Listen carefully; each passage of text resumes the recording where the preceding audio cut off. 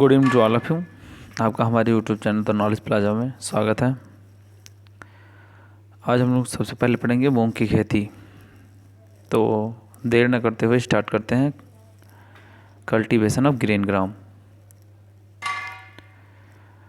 इसका जो मूंग जो होती है उसका जो वानस्पतिक नाम है वो है बिग्ना रेडियाटा। बिग्ना रेडियाटा कहीं कहीं ना देकर बिग्ना फेजुलस रेडियाटा भी दिया रहता है। फेजुलस रेडियाटा, तो दोनों जो है वो जो दोनों बॉटेनिकल नेम है वो मूंग के ही। अगर बिग्ना रेडियाटा कहीं पर ऑप्शन में ना देकर फेजुलस रेडियाटा ऑप्शन में देता है तो आप फेजुलस रेडियाटा को टिक कीजिएगा। ओके। और उसके बाद हम लोग पढ़ेंगे वानस्पतिक नाम के बाद कुल। तो मूंग की जो फैमिली होती है वो है फेवेसी। मूंग की जो फैमिली होती है वो फेवेसी होती है और इसमें जो क्रोमोसोम नंबर पाया जाता है वो 24 होता है। 24 होता है जो कि डिप्लॉयड होता है। 24 जो होता है यह होता है डिप्लॉयड।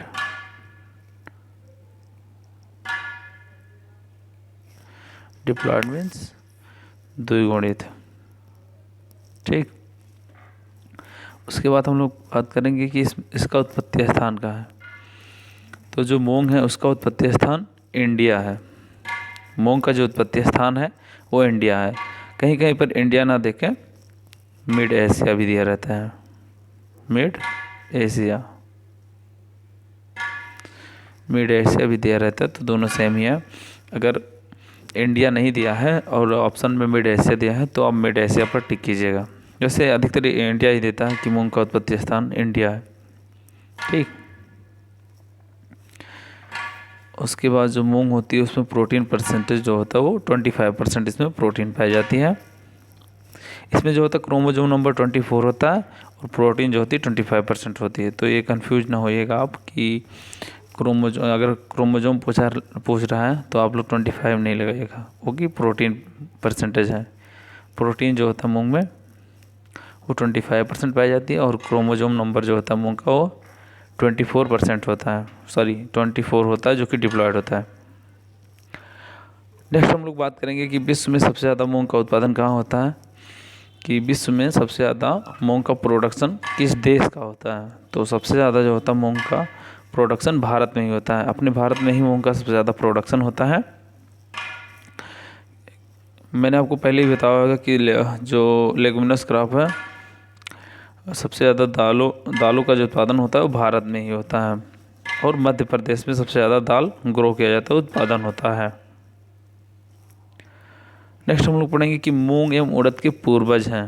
पूर्वज मतलब जिनको इंग्लिश में प्रोजिनेटर भी कहा जाता है, तो वो है बिग्ना रेडियाटा। सब स्पीसीज इसकी है सबलोबाटा। बिग्ना radiata variety sub species सबलोबाटा। Okay.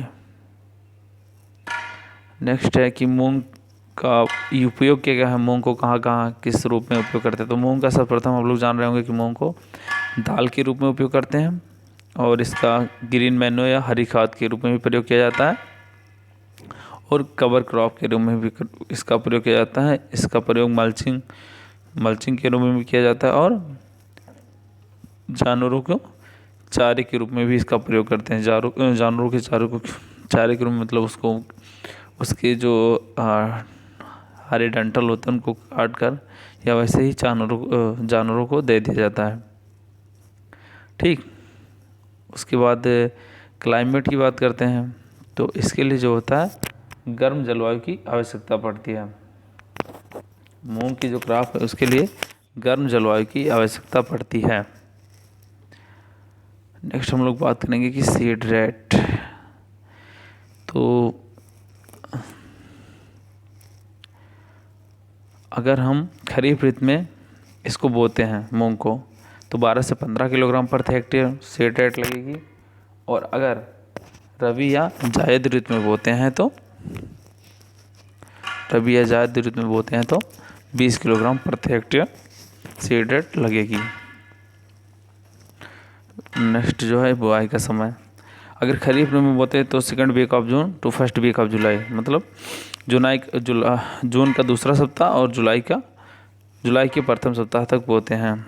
जून के दूसरे सप्ताह से स्टार्ट करते हैं। इसकी जो टाइम ड्यूरेशन होती है लास्ट होती है फर्स्ट वीक ऑफ जुलाई, मतलब जुलाई का प्रथम सप्ताह। अगर रबी में बोते हैं तो अक्टूबर नवंबर के बीच में कभी भी बो सकते हैं। और अगर हम इसे जायद में बोना चाह रहे हैं तो 15 फरवरी से 15 मार्च के बीच में इसका बोने का समय होता है। उसके बाद हम लोग बात करेंगे वैरायटियाँ। इसकी कुछ वैरायटियाँ होती हैं, जैसे पूसा बैसाखी, पूसा विशाल। ये पूछा जाता है कि पूसा बैसाखी किसकी वैरायटी है और पूसा विशाल। कभी कभी पूछा जाता है कि पूसा बैसाखी पूसा विशाल किसकी वैरायटी है। तो आप लोग नोट कर लीजिएगा, जो ये वैरायटी है अब में यही दोनों वैरायटी पूछा जाता है कि पूसा बैसाखी एंड पूसा विशाल किसकी वैरायटी है। तो आप लोग मूंग पर क्लिक कीजिएगा या टिक कीजिएगा। नेक्स्ट हम लोग बात करेंगे कि वर्षा। ये जो वर्षा वैरायटी है ये मूंग की तो है ही, मूंग की तो वैरायटी है ही, उसके साथ साथ ये ज्वार की भी वैरायटी है, ज्वार जिसको सोरगम कहते हैं। ठीक, वर्षा ज्वार एवं मूंग की दोनों की वैरायटी है। ओके, और उसके बाद है पंत मूंग 2 और लास्ट जो है वो ममटू। उसके बाद हम लोग बात करेंगे पौधे की ऊंचाई। तो पौधे की इसमें दिया नहीं है, तो आप लोग लिख लीजिए इसको। पौधे की जो ऊंचाई होती है वो होती है 100 से 125 सेंटीमीटर। ठीक, 100 से 25 सेंटीमीटर इसकी ऊंचाई होती है। इसका जो पौधा होता है मूंग का उसकी ऊंचाई 100 से 125 सेंटीमीटर होती है। और जो इसका पॉड या फली जो बनती है उसका आकार जो होता है वो 15 से लेकर 30 सेंटीमीटर तक होता है। 15 से लेकर 30 सेंटीमीटर। ठीक, ओके, आप लोग नोट कर लीजिएगा, मैंने लिखा नहीं इसको, गलती से छूट गया होगा। चलिए अब नेक्स्ट बढ़ते हैं डिजीज़ के बारे में। इसमें जो डिजीज लगता है सबसे पहला जो है येलो मोजेक वायरस। वायरस जैसे डिजीज नाम है येलो मोजेक वायरस, तो वायरस के द्वारा ही लगता है और इसको जो फैलाने का कार्य करती है वो करती है सफ़ेद मक्खी, वाइट फ्लाई जिसको कहा जाता है इंग्लिश में। नेक्स्ट डिजीज जो है वो है सीडलिंग रॉट, जिसको चारकोल रॉट भी कहा जाता है। चारकोल रॉट जो होता है किस में लगता है, मैंने आपको बताया कि चारकोल रॉट जो है वो सूरजमुखी में लगता है, जो कि फंगस के द्वारा लगता है। इसमें सीडलिंग रॉट जो होता है वो मूंग में लगता है और इसका अदर नाम है चारकोल रॉट, जो कि कवक द्वारा लगता है। उस कवक का जो काजल ऑर्गेनिज्म है या इसका साइंटिफिक नेम जो है वो है मैक्रोफोमिना फेजियोलिना, मैक्रोफोमिना फेजियोलिना। ठीक, कहीं कहीं पर फेजियोलिना नहीं देकर फेजियोलाई लिखा रहता है, PHASEVOLI। ठीक, PHASEVOLI। ठीक, फेजियोलाई। तो अगर फेजियोलिना नहीं दिया है, फेजियोलाई लिखा है, तो आप लोग आप लोग को ये नहीं लगना चाहिए कि ये इसका साइंटिफिक नेम नहीं है। तो अगर फेजियोलिना की जगह फेजियोलाई लिखा है तो आप लोग उस पर ही क्लिक कर दीजिएगा, अगर फेजियोलिना नहीं लिखा है तो। ओके, अब इसके बाद हम लोग पढ़ेंगे ईल्ड। जो मूंग होती है उसकी 12 से 15 क्विंटल प्रति हेक्टेयर ईल्ड होती है। ठीक, अब नेक्स्ट क्रॉप हम लोग पढ़ेंगे उड़द की खेती। उड़द जिसको ब्लैक ग्राम कहा जाता है। ओके, तो चलिए स्टार्ट करते हैं कल्टीवेशन ऑफ ब्लैक ग्राम।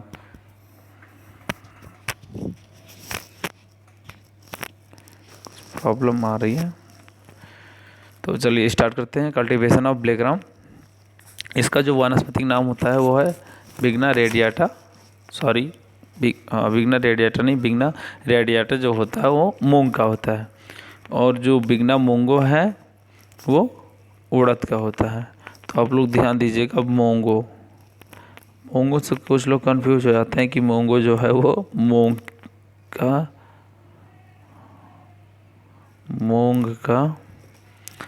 वानस्पतिक नाम है, बोटेनिकल नेम है, तो ये गलत है। ठीक, अगर बिगना मूंगो लिखा है तो आप लोग गलती से मूंग मत लगाइएगा कभी भी। अगर बिगना मूंगो लिखा है तो वहाँ पर ब्लैक ग्राम, या फिर अगर हिंदी में लिखा है तो उड़द या उर्द भी लिखा रहता है कहीं पर।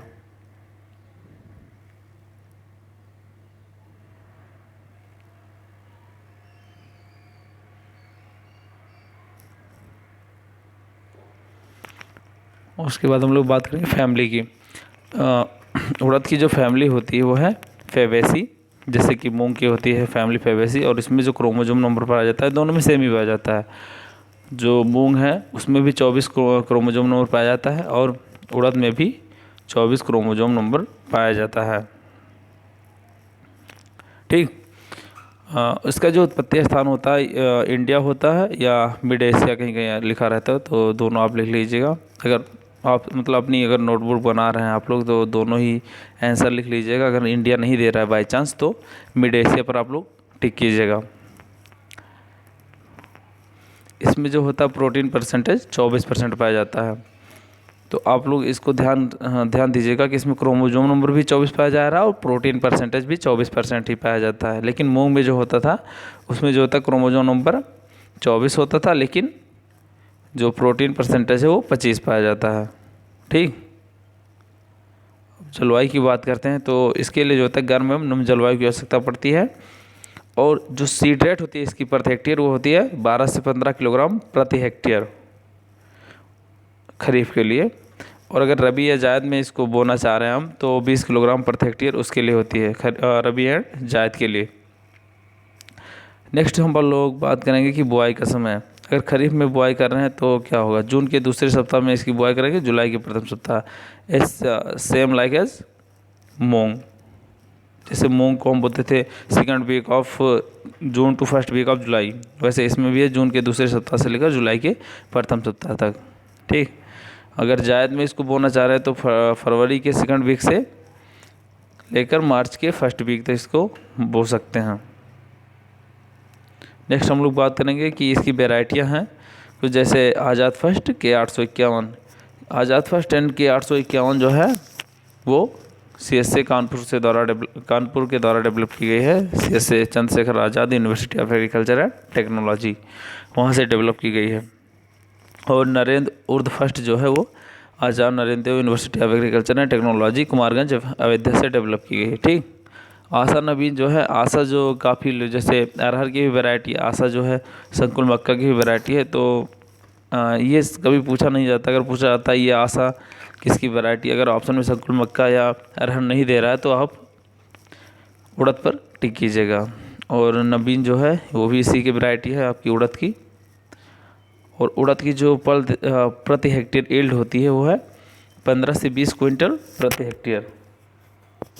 15 से 20 क्विंटल प्रति हेक्टेयर जो होती है वो उड़द की यील्ड होती है। अब हम लोग नेक्स्ट क्रॉप पढ़ेंगे सनई, जिसको सनहम कहा जाता है, उसकी कल्टीवेशन, सनई की खेती। तो सनई जो होता है उसका जो बोटेनिकल नेम है क्रोटोलेरिया जंसिया, क्रोटोलेरिया जंसिया, और इसकी जो फैमिली है वो है फेवेसी। क्रोटोलेरिया जंसिया इसका बोटेनिकल नेम है, वानस्पतिक नाम, और इसकी जो फैमिली है वो है फेवेसी। नेक्स्ट हम लोग बात करेंगे कि इसका जो उत्पत्ति स्थान है वो इंडिया है, इसका जो उत्पत्ति स्थान है वो है इंडिया। अब इसको कुछ अन्य नामों से भी जाना जाता है, जैसे इसको हम लोग बनारस हम्प या बॉम्बे हम्प या बनारस हम्प भी कहा जाता है। तो अगर बॉम्बे कहीं कहीं पर इसको बनारस हम्प ना कह के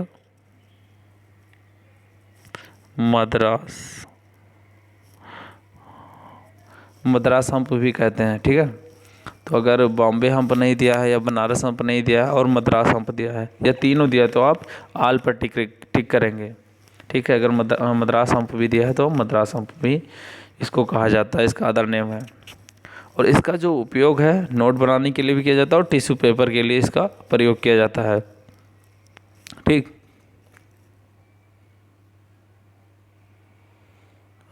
उसके बाद सीड रेट जो होती है इसकी वो है 20 से 30 किलोग्राम प्रति हेक्टेयर।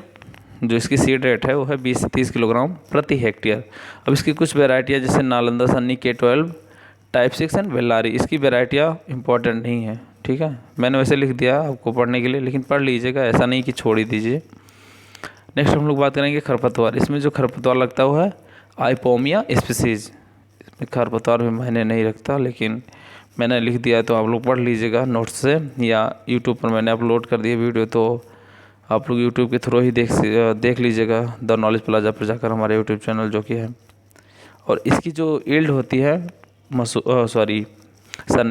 सनई की, वो इसकी यील्ड है 8 से 10 क्विंटल प्रति हेक्टेयर, 8 से 10 क्विंटल प्रति हेक्टेयर। तो आज ये क्लास ख़त्म हो गई। उसके बाद अब नेक्स्ट क्लास में हम लोग नेक्स्ट क्रॉप डिस्कस करेंगे। तो जाते जाते बेस्ट ऑफ लक। और अगर आप लोगों ने हमारे YouTube channel the knowledge plaza को सब्सक्राइब नहीं किया है तो जाके सब्सक्राइब कर दें, और बेल आइकन को भी प्रेस करना ना भूलें, और लाइक कमेंट शेयर करना भी ना भूलें। अगर आपको कोई भी डाउट है तो अपने डाउट जो है कमेंट बॉक्स में नीचे जो कि दिया गया है उसमें कमेंट करके पूछ सकते हैं, ठीक है। Okay bye.